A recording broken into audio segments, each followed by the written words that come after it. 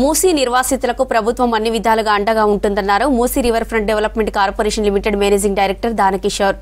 సాధ్యమైనంత త్వరగా నిర్వాసితులకు జీవనోపాధుల కల్పనకు కార్యాచరణ ప్రణాళికలు రూపొందిస్తామని చెప్పారు. ఎస్సీ, ఎస్టీ, బీసీ, మైనారిటీ కార్పొరేషన్లకు టైప్ ఆఫ్ చేసి అర్హులకు పథకాలు అందేలా చేస్తామని చెప్పారు. ఇప్పటికే నిర్వాసిత కుటుంబాలకు డబుల్ బెడ్రూమ్ ఇళ్లు కేటాయించామని చెప్పారు దానకిషోర్. స్టూడెంట్స్ విద్యా సంవత్సరం డిస్టర్బ్ కాకుండా తరలింపు ప్రక్రియను చేపడతామన్నారు. ఎన్జీఓ ప్రతినిధుల సహకారంతో స్కూళ్ల మ్యాపింగ్ చేసి విద్యార్థులకు ప్రవేశాలు కల్పిస్తామని చెప్పారు. అత్యంత పారదర్శకంగా తరలింపు, పునరావాస ప్రక్రియను చేపడతామని క్లారిటీ ఇచ్చారు. మూసీ సుందరీకరణకు ఎన్జీఓలు తమ వంతు సహకారం అందించాలన్నారు దానకిషోర్.